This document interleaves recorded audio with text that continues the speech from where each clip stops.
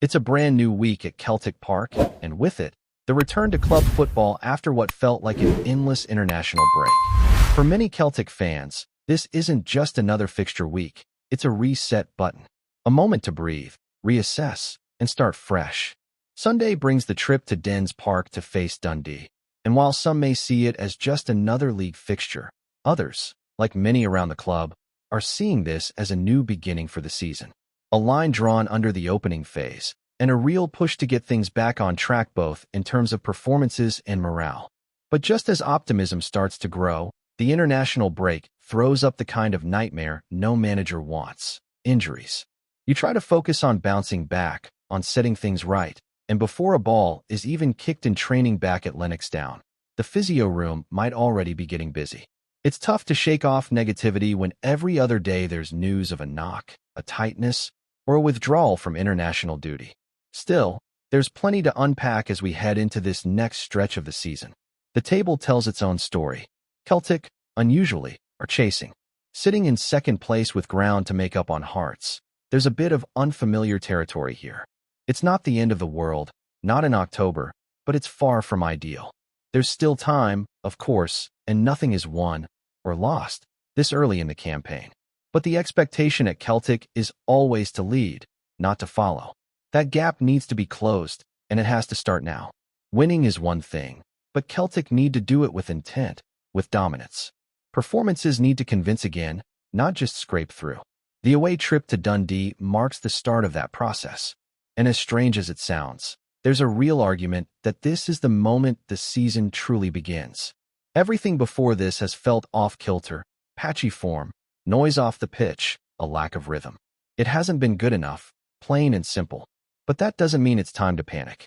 Some corners of the support have started spiraling, writing off the title, questioning the direction, but the reality is, there's still a long road ahead. What's needed isn't a meltdown, it's momentum. Celtic have looked strangely vulnerable in recent weeks. Teams are coming to Celtic Park and playing without fear, pressing high, asking questions, and worse, they're finding answers.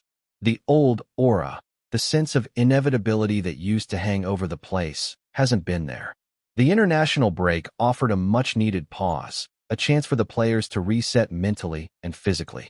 Now, it's about coming back with a point to prove, not just to the fans or critics, but to themselves. There are no trophies handed out in October, but there are seasons lost if you're not sharp enough to correct the course. One of the most pressing issues Brendan Rodgers faces is the team's attacking output. It simply hasn't been good enough. Players who should be dictating games in the final third have been passive, wasteful, lacking sharpness. Some of the newer signings are still settling in and yet have had to carry more weight than expected. Now, just as we're hoping for some attacking fluency to return, there are fresh injury concerns clouding the situation even further. Let's start with Sebastian Taniki. Over the international break, reports surfaced from the Middle East suggesting that he was dealing with a thigh issue and had missed time with Tunisia. Understandably, that set off alarm bells. But thankfully, it's nothing serious. Scans have cleared him, and he was even back training with the national team within 24 hours. From what we're hearing, any absence this weekend would be purely precautionary. There's no major worry here, and unless Rodgers decides to wrap him in cotton wool, he should be available for selection. However, it's not all good news. Daisen Maeda has withdrawn from Japan's national squad after reporting tightness in his left foot. That announcement came through official channels and was confirmed by the Japanese Football Association. Naturally, there's concern. Maeda is now heading back to Glasgow and will undergo further assessment at Lennoxtown. The extent of the injury isn't clear just yet, but it doesn't sound like something too long-term, at least not for now. No tears, no significant damage reported, but you're still talking about a player who could miss key matches in the coming weeks, depending on what the scans reveal. And while some may argue that Maeda has been underwhelming in recent games, and that this could be a chance for others to step in, the truth is injuries are never a good thing. They rob you of options. They limit tactical flexibility. And for someone like Maeda, who, despite recent struggles, still offers energy, pressing, and a direct outlet, it's a frustrating moment. You want players like him to come out of the break recharged, ready to hit the reset button. Instead, he might now miss Dundee, Sturm Graz, and maybe even Hearts the following week. That's a blow, no matter what form he was in before the break. This could open the door for someone else. Perhaps we see Young getting a run, or maybe Luis Palma move to the opposite side. Could even be a chance for someone like Mikey Johnston to stake a claim if he's fit. But that's all hypothetical until we get Rodgers' official word, hopefully later in the week. Either way, Maeda missing any stretch of games makes an already thin-looking attack feel even more fragile. On the brighter side, Celtic fans finally got to see some good news on the injury front. Alistair Johnston was spotted back in full training at Lennoxtown. The Canadian fullback has been out of action for some time, and his absence has been felt. His return couldn't come at a better moment. And while it's still unclear whether he'll be ready to start against Dundee, the fact that he's training with the first team again is massive. Brendan Rodgers had previously hinted that Johnston would be back in the squad before the end of October, and it looks like that timeline is on track. Don't be surprised if he's eased in slowly, maybe a 10-minute cameo to get the legs moving again, but there's no doubt Johnston will be back in the starting 11 sooner rather than later. He brings balance, aggression, and underrated creativity down the right-hand side. Celtic have missed his intensity, his overlaps, and the way he helps pin teams back.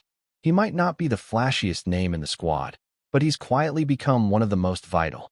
So while the Maeda news casts a bit of a shadow, the return of Johnston helps lighten the mood.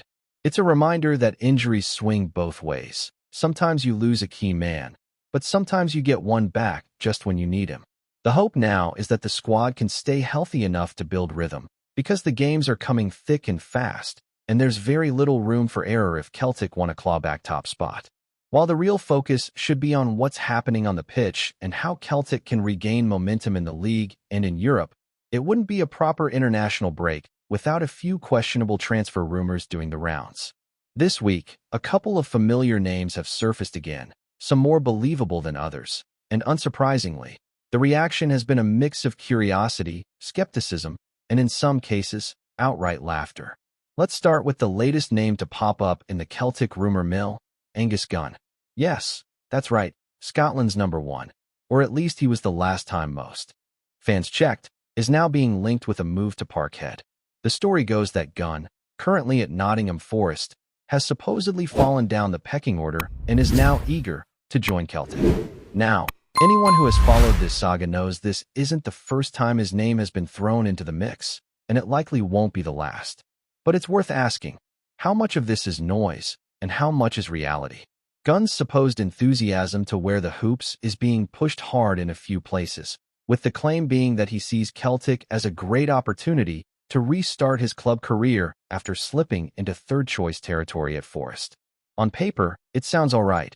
Experienced goalkeeper, decent pedigree, Scottish international. But once you scratch beneath the surface, things look a lot less convincing. Celtic don't need to be signing Nottingham Forest number 3. That's just the reality. There are better options out there, younger keepers with more upside, and most importantly, players who are already within the club. Vasilis Barkas is long gone. Joe Hart has retired. The club is in a transitional phase when it comes to the number 1 shirt, but there's already Benjamin Siegrist and the highly rated Toby Oluwayemi knocking about, not to mention Vit Misjuvic and Vincent Saido, who some believe could step into the role soon. Adding Gunn to that mix just feels lazy. It screams of a signing based on name recognition and international status rather than actual need or fit.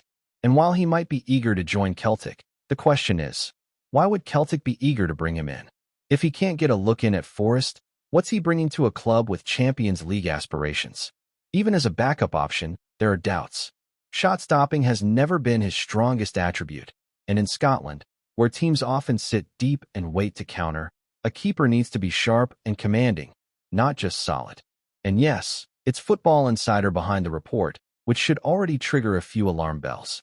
That outlet has a history of throwing out speculative stories, many of which don't go anywhere. But of course, that hasn't stopped fans from jumping into comment sections or forums, treating the rumor like it's gospel. The truth is, even if there's a sliver of truth to the Gunn speculation, it's not a move Celtic should be making. Not now. Not unless something major changes in the goalkeeping department. And just when you think the rumor mill couldn't get any weirder, in comes another name. One that gets fans talking for very different reasons. John McGinn. Yes, that John McGinn. The one that slipped through Celtic's fingers years ago when he was at Hibernian. The one who went on to become a Premier League standout with Aston Villa. And the one who, despite everything, still gets mentioned in connection with Celtic almost every transfer window. This time, the noise came from a rather unexpected source. Former player Charlie Mulgrew, who casually dropped McGinn's name into a discussion on TalkSport. According to Charlie, John McGinn would still love to play for Celtic one day. His family are all Celtic fans. He grew up with the club. It's a dream that's still alive in his head. Now, we don't know if McGinn actually said those words himself, or if this is just Mulgrew speaking on what he believes to be true. But regardless, it stirred up all the usual debate. McGinn is adored by a large section of the Celtic support, and for good reason. He's everything you want in a midfielder: aggressive, tireless, technically sharp, and a natural leader. There's still a sour taste for many fans over how the club mishandled his transfer years ago, and watching him thrive in the Premier League only made it worse. So, hearing even a whisper that he might still want to wear the green and white brings those old emotions flooding back. But let's be realistic here. McGinn turns 31 this week. His contract at Villa runs until the summer of 2027. He's still a regular starter under Unai Emery, captains the side, and could very well lift a European trophy this season. He's not exactly on the fringes of the squad, nor is he winding down.